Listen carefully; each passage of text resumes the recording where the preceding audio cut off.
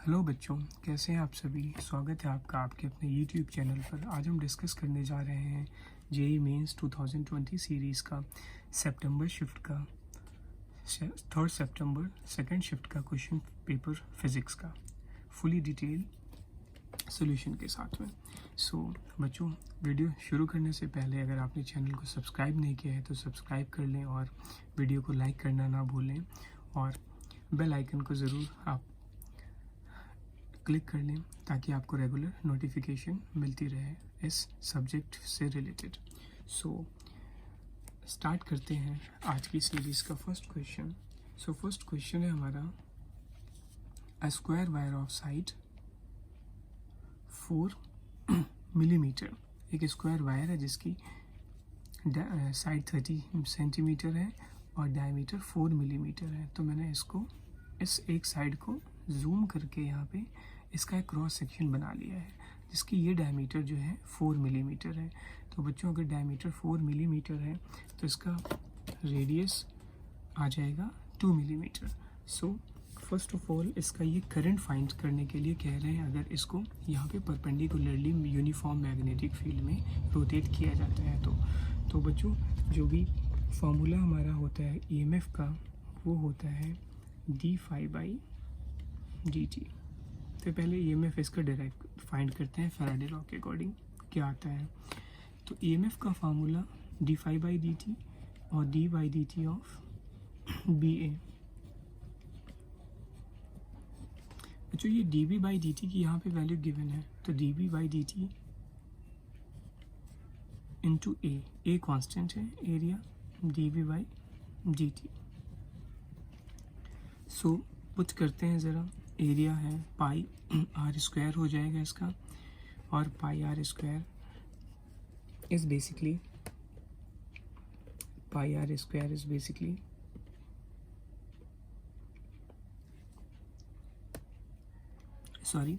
Area है ये length into breadth. तो क्या आ जाएगा यहाँ से 30 इंटू 30 लेंथ इंटू ब्रेथ, और ये गिवन है सेंटीमीटर में, this should be 10 to the power -4, और dB/dt की वैल्यू गिवन है हमें, दिस शुड बी 0.2 टेस्ला। ये सॉल्व पुट कर लिया। तो इसको सॉल्व करते हैं, 3 3 9, 900 इंटू 10 to the power -4 और 9 2 18, तो 18 into 10 to the power 1 decimal shift करेंगे, 10 to the power -3 वोल्ट आ गया। अब बेसिकली ईएमएफ तो फाइंड कर लिया हमने, अब हमें करंट इंड्यूस इसमें फाइंड करना है। तो करंट की वैल्यू होती है EMF I E/R, Ohm's law के according is current. First we want to find R. What is R? So R equals to rho times L/A. R equals to rho times, rho is resistivity। Sorry बच्चों, यहाँ पे resistivity भी हमें given थी, वो note नहीं कर पाए मैं। 1.23 into 10 to the power 1.23 into 10 to the power 1.23 into 10 to the power -8 ohm metre. ये रेजिस्टिविटी यहाँ पे ऑलरेडी गिवन थी क्वेश्चन में। तो ये पुट करते हैं यहाँ पे, रो की value 1.23 into 10 to the power -8। Length given है आपको, लेंथ गिवन है 4, this total length 1 side 2 side 3 side and 4 side. तो 4 इंटू सेंटीमीटर में था 0.3 अपॉन एरिया आ जाएगा इसका बच्चों pi r square, cross section area. तो पाई आर स्क्वायर, तो पाई इंटू डायमीटर का हाफ हो गया radius, 2 into 10 to the power -3 का स्क्वायर। इसको अगर सॉल्व करेंगे कम्प्लीटली, इसको सॉल्व कर लो आप रफ में, तो ये आंसर आएगा अराउंड 1.7 1.175 इंटू 10⁻³ ओम। इसको आप रफ में सॉल्व कर लेंगे और अब पुट करने जा रहे हैं। ईएमएफ ये फाइंड किया है और रेजिस्टेंस ये यहाँ पे पुट कर देते हैं। This is 18 into 10⁻³ upon 1.175 into 10⁻³ इसको सॉल्व कर लेंगे तो ये करंट आ जाएगा अप्रॉक्सीमेटली 15 एम्पियर। करंट यहाँ पे आ जाएगा 15 एम्पियर। सो बेसिक कॉन्सेप्ट यही है। इसमें सिंपल कैलकुलेटिव क्वेश्चन था, वेरी लॉन्ग कैलकुलेशन थी, तो इसमें B option is correct. 15 ampere current की वैल्यू आएगी। नेक्स्ट क्वेश्चन देखते हैं ज़रा, इसमें क्या है। This is semiconductor devices chapter number 14 +2 की फिजिक्स का है।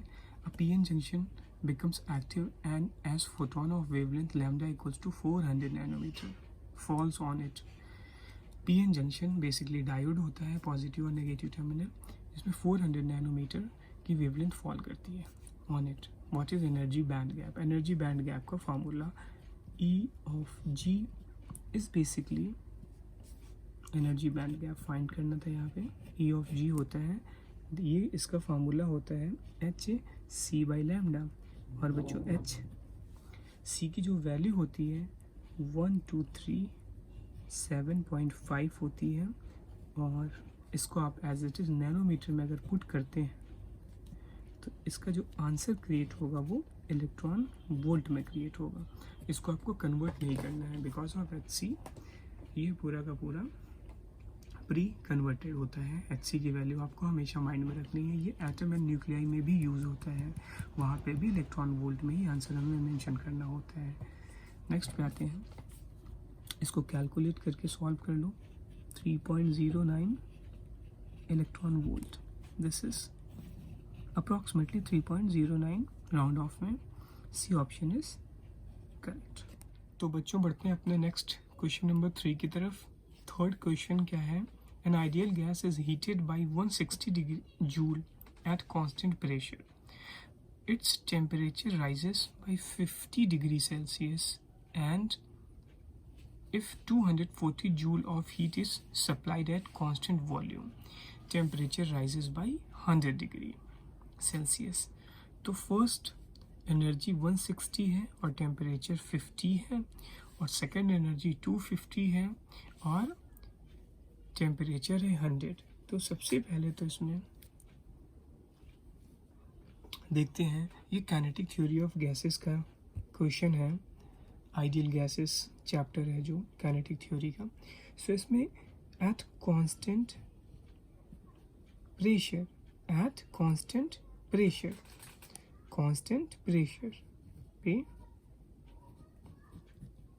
कांस्टेंट प्रेशर पे देखते हैं डेल्टा क्यू की जो वैल्यू है वो क्या होती है, N C of P and delta T. N क्या है, नंबर ऑफ मोल है कांस्टेंट प्रेशर पे। तो डेल्टा क्यू की वैल्यू यहाँ पे गिवन है बच्चों 160। सो ये 160 और डेल्टा टी की वैल्यू यहाँ गिवन है 50 degree Celsius. N C of P into 50। Next पे आते हैं, सेकेंड इक्वेशन देखते हैं। एट कांस्टेंट वॉल्यूम,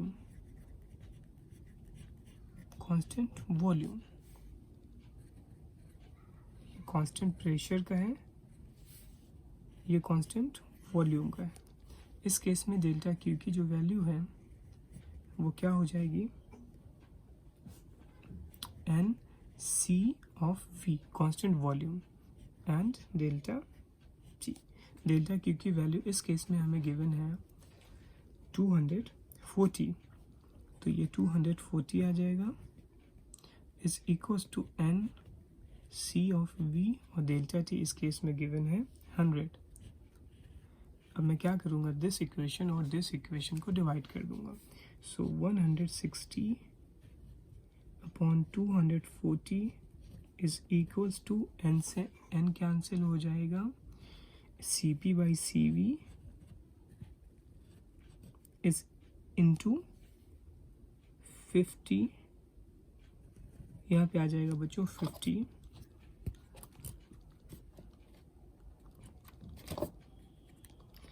50/100, ये आ जाएगा यहाँ पे 50/100, 50/100 आ गया।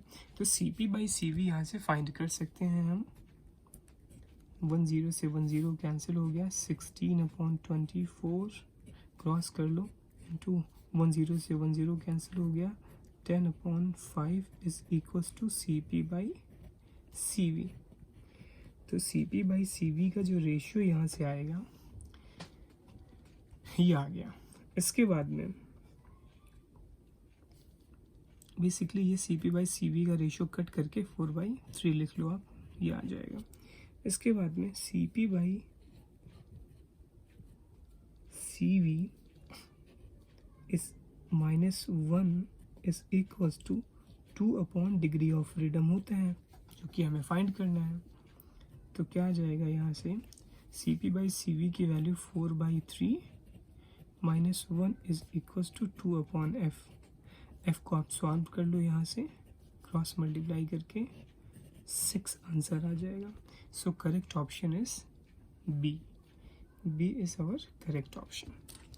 नेक्स्ट पे आते हैं, देखते हैं नेक्स्ट क्वेश्चन क्या है बच्चों। नेक्स्ट क्वेश्चन है सीरीज का।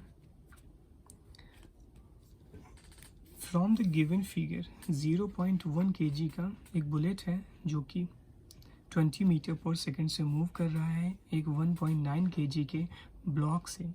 एक 1.9 kg के ब्लॉक से ये बुलेट हिट करता है और इसके बाद में ये बुलेट इसके इनसाइड में इम्बीड हो जाता है, फिक्स हो जाता है। इट मीन्स इसके इनसाइड में चला जाता है और इसके बाद इट P पॉइंट पे फॉल हो जाते हैं, बुलेट और ब्लॉक। तो इस केस में जब ये काइनेटिक एनर्जी इसकी फाइंड करनी है इस पूरे सिस्टम की, जब ये जस्ट हिट करेगा ग्राउंड को, जस्ट बिफोर कह सकते हो, जस्ट हिटिंग द ग्राउंड। सो देखते हैं ज़रा क्वेश्चन में इसको सॉल्व कैसे करेंगे। सबसे इम्पोर्टेंट तो यहाँ पे ये है कि कंजर्वेशन, देखो जब ये हिट करेगा इसके पहले का मोमेंटम और जब हिट करने से के पहले का मोमेंटम और हिट करने के बाद का मोमेंटम, इनिशियल और फाइनल मोमेंटम, इसमें हम यूज़ करेंगे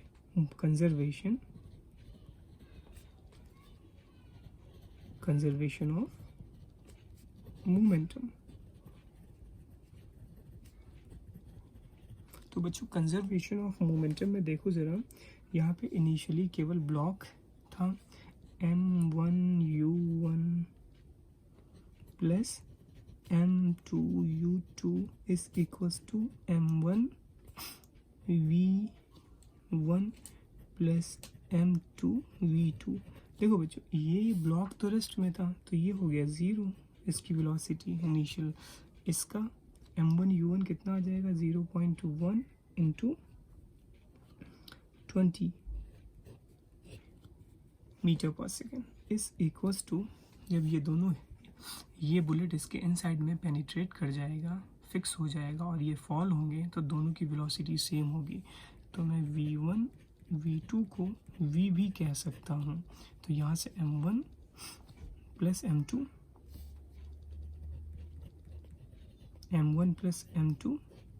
टाइम्स v। तो बच्चों इसको जब सॉल्व करेंगे तो ये बेसिकली यहाँ से m1 plus m2 1.9 plus 0.1 should be 2 आ जाएगा, सॉरी 2 और यहाँ पे 2, तो v की वैल्यू आ जाएगी 1 मीटर पर सेकेंड। डायरेक्टली v की वैल्यू यहाँ से आ गई। अब इसके बाद में वर्क एनर्जी थ्योरम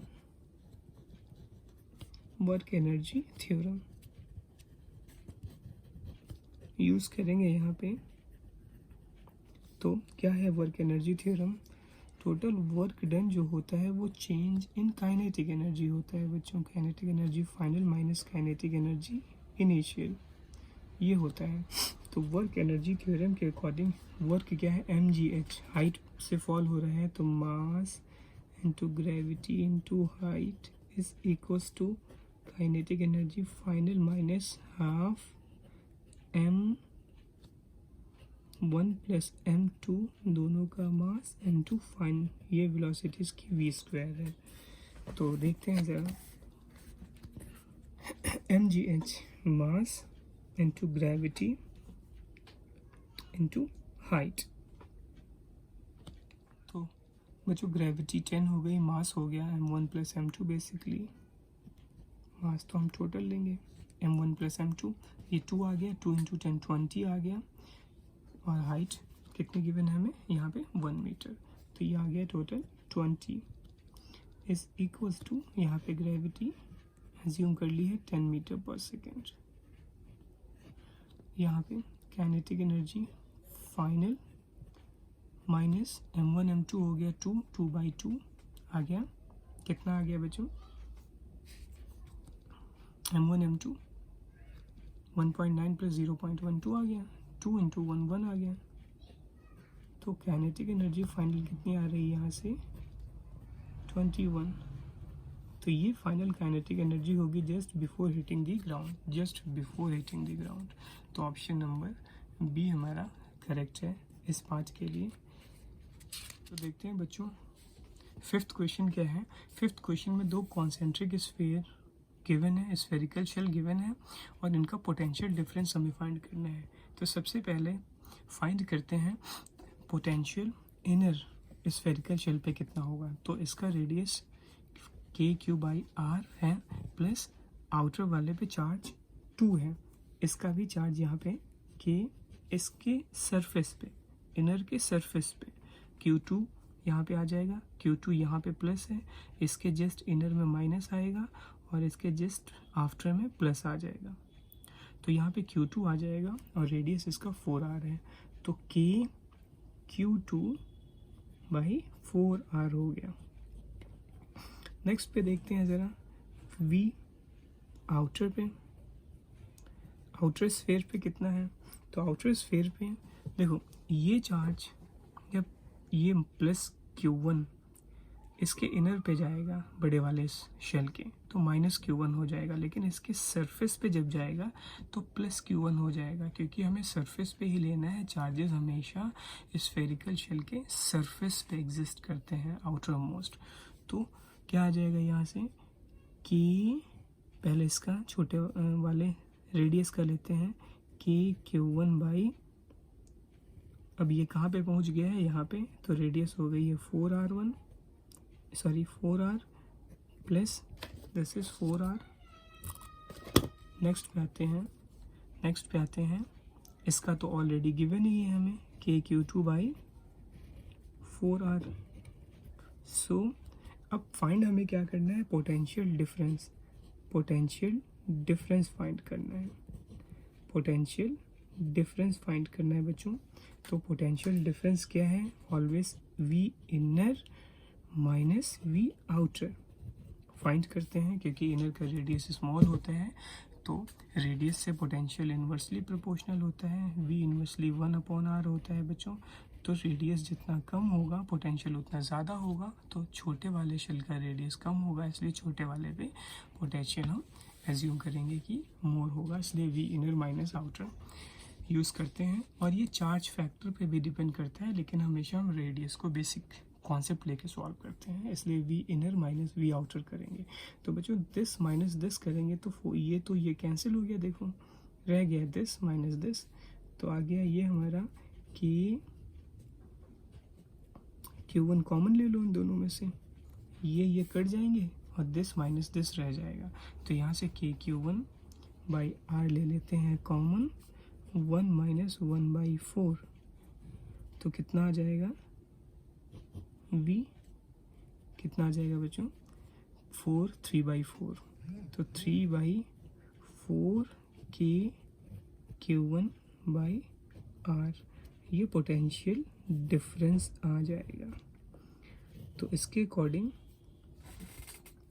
KQ1/R, और K की वैल्यू 1/4πε0 होती है, तो इसके अकॉर्डिंग आप कह सकते हो कि 1/4πε0 होती है कि ये पुट करेंगे तो 8πε0 क्या आ जाएगा बच्चों, 4πε0, 4 4 16 πε0 Q1/R। तो ये ऑप्शन हमारा आ रहा है 3/16 pi epsilon naught Q1/R। This is option number A हमारा करेक्ट है बच्चों, ए ऑप्शन करेक्ट है। नेक्स्ट पे आते हैं, नेक्स्ट क्वेश्चन देखते हैं क्या है। नेक्स्ट क्वेश्चन है given 2 point sources, 2 point sources है गिवन है हमें और having same power of 200 watt. ठीक है, one source is emitting photon of very common direct NCERT और every time repeated question wavelength का, emitting photons of 500 nanometer and another emitted X-ray photons of lambda 2 equals to 1 nanometer. Find the ratio of photon density per for both the sources. तो photon density means ratio of photon find करना है। तो सबसे पहले assume करते हैं power source, जो भी power source था, 2 point sources having same power, तो power का फार्मूला क्या होता है? पावर का फार्मूला होता है N टाइम्स एनर्जी। एनर्जी होती है, तो आप ये कह सकते हो कि यहाँ पे N टाइम्स N क्या है? फोटॉन्स एमिटेड पर सेकेंड, फोटोन इमिटेड पर सेकेंड, और फोटोन इमिटेड पर सेकेंड n है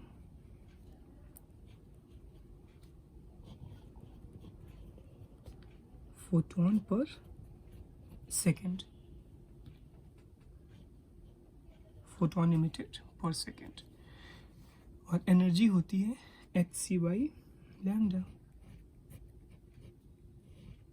सो यहाँ से कॉन्सेप्ट तो ये क्लियर हो रहा है कि जो n है,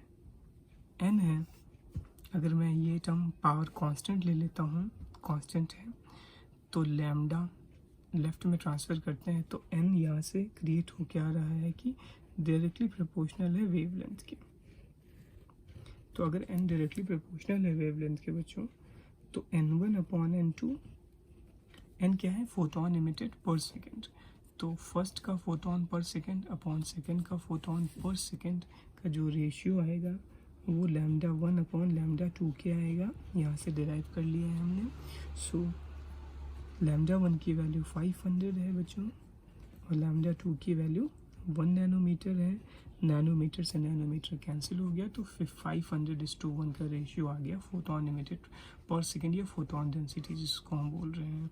तो इसका करेक्ट ऑप्शन हो गया डी। देखते हैं बच्चों next question number 7। A mass is moving in SHM on a line with amplitude and frequency are A and F respectively. Spring mass system है ये। Its wavelength becomes twice of initial wavelength when half mass comes to rest.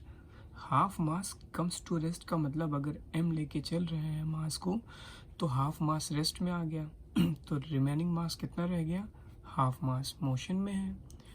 Find now it's amplitude, तो new amplitude इसका find करना है हमें। क्या find करना है? न्यू एम्पलीट्यूड फाइंड करना है। तो देखते हैं ज़रा, कंजर्वेशन लगाते हैं इसमें। लीनियर मोमेंटम का कंजर्वेशन है ये। क्या है बच्चों? m1u1 equals to m2u2। तो देखते हैं ज़रा, m1 मास को m ले लेते हैं, m1 को ले लेते हैं m, और m2 को ले लेते हैं m/2। क्या कह रहे हैं? जब इसकी वेवलेंथ डबल हो जाती है तो मास हाफ रेस्ट में आ जाता है, मतलब हाफ रेस्ट में आ गया तो हाफ मोशन में है, मोशन में है तो यहाँ मोमेंटम वर्क करेगा। तो system of particles and rotational motion का +1 का चैप्टर का ये क्वेश्चन है। सो यहाँ पे देखते हैं।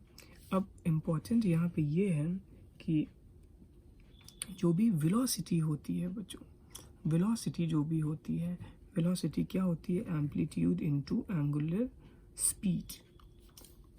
वेलोसिटी क्या होती है? एम्पलीट्यूड इनटू एंगुलर स्पीड होती है। तो ये चीज़ यहाँ पे इम्पॉर्टेंट है। और एंगुलर स्पीड की जो वैल्यू होती है वो होती है k/m। स्क्वायर रूट में। K is spring constant, M is mass. चलो पुट करते हैं ये सारी वैल्यूज़ को यहाँ पे अपनी इस बेसिक सी इक्वेशन में, बिल्कुल बेसिक इक्वेशन है ये। सो m1u1, क्योंकि एक ही सिस्टम था इसीलिए एक ही इनिशियल वेलोसिटी होगी और एक ही फाइनल वेलोसिटी होगी। तो m1 की वैल्यू है m, और u1 की वैल्यू आएगी बच्चों, u1 की वैल्यू आएगी, वेलोसिटी है ये, a ओमेगा आ जाएगी, और ओमेगा की value k by m put कर देंगे तो क्या आ जाएगा, a root over k by m is equals to m2। m2 की वैल्यू कितनी आ जाएगी, m2 कितना, हाफ मास की बात आ रही है, तो m2 आ गया m/2, और सेम यहाँ पे इसका v डैश v2 है तो इसका यहाँ पे a डैश ओमेगा डैश ले लेंगे, तो a डैश और ओमेगा डैश ले लेंगे, ओमेगा डैश की वैल्यू k बाई मास, और मास कितना हो गया है, हाफ। ये चीज़ समझने वाली है यहाँ पे। अब इस इक्वेशन को पूरा सॉल्व करेंगे, 1/√2, √2 न्यूमरेटर में आ जाएगा बच्चों, m से m कैंसिल हो जाएगा, तो जो सॉल्व होके एक डैश की वैल्यू आएगी एम्पलीट्यूड की, वो √2 टाइम्स आएगी, √2 टाइम्स आएगी इनिशियल एम्पलीट्यूड के। जो भी बच्चे अपीयर होने वाले हैं अभी tomorrow and day after tomorrow के एग्ज़ाम में 5 और 6 सितंबर में, तो वो यहाँ पे अच्छे से ये भी समझ लें कि यहाँ पे initial amplitude to the final amplitude का रेशियो भी ये पूछ सकते थे, कुछ भी पूछ सकते थे यहाँ से, बट ये क्वेश्चन काफ़ी इंपॉर्टेंट है और डायरेक्टली फार्मूला बेस्ड है। तो फाइनल एम्पलीट्यूड a डैश की वैल्यू √2 टाइम्स a आ गई है बच्चों, this is B option, B option is correct. Next पे आते हैं, नेक्स्ट क्वेश्चन हमारा है find the dimension of solar constant. Solar constant का डायमेंशन फाइंड करना है, डायमेंशन ऑफ सोलर कांस्टेंट। अब सोलर कांस्टेंट बेसिकली अगर हमें फार्मूला क्लियर है इसका, +1 का है यूनिट्स एंड डायमेंशन का, तो सोलर कांस्टेंट का फार्मूला होता है एनर्जी पर यूनिट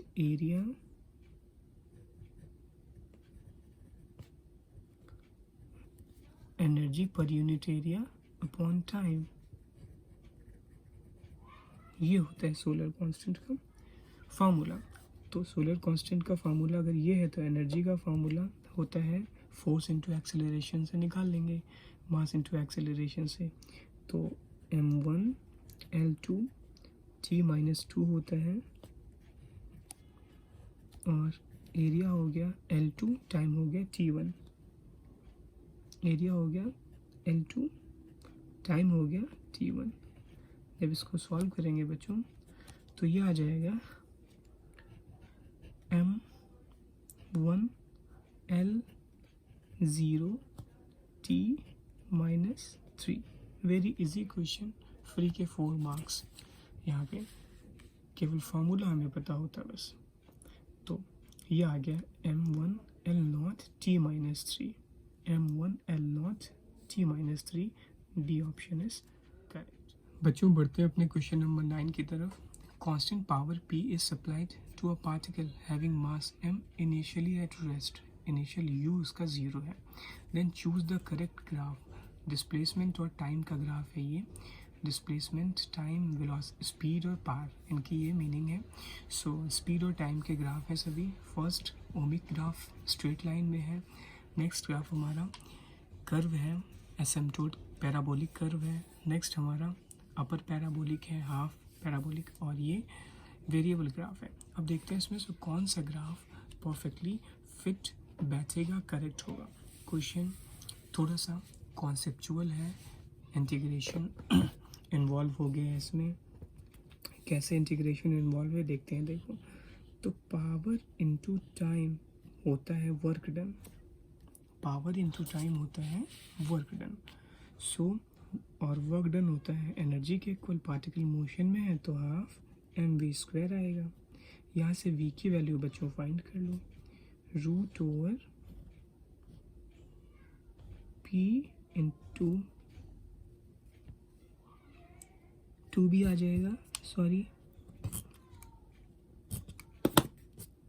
यहाँ से क्या आ जाएगा, two P upon M T half velocity का फार्मूला आपने फाइंड कर लिया। अब इसके बाद डिस्प्लेसमेंट को देखते हैं ज़रा। डिस्प्लेसमेंट होता है integral of v d t, speed equals to d s. तो डी एस का इंटीग्रेशन आ जाएगा s, displacement equals to displacement upon time होता है स्पीड। तो displacement small change is very small displacement with respect to very small of time. तो integrating both side कर लेंगे यहाँ पे, तो 0 to t, final in time t आ जाएगा, इनिशियल टाइम 0 था। तो डी एस का इंटीग्रेशन एस हो गया बच्चों। यहाँ पे v की ये वैल्यू हम पुट करने जा रहे हैं, 2p upon m root over into t की power 1/2 with respect to d t. इसका इंटीग्रेशन कर लेंगे तो ये तो टर्म कांस्टेंट हो गया हमारा। तो s equals to 2p upon m constant हो गया, integration of t to the power 1/2 of dt। तो ये आ जाएगा आपका 2p upon m,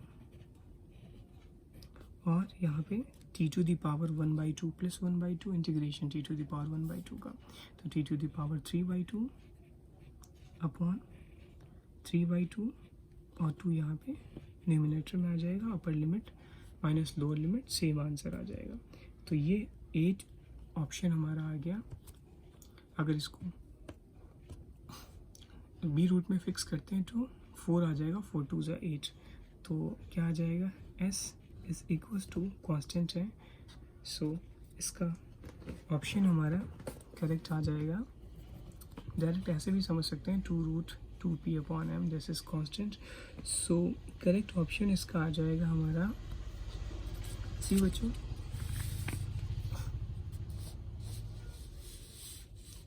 t to the power 3/2 function, s और t का ग्राफ, s और t का क्लियरली s प्रोपोर्शनल है t के स्क्वायर रूट के क्यूब के।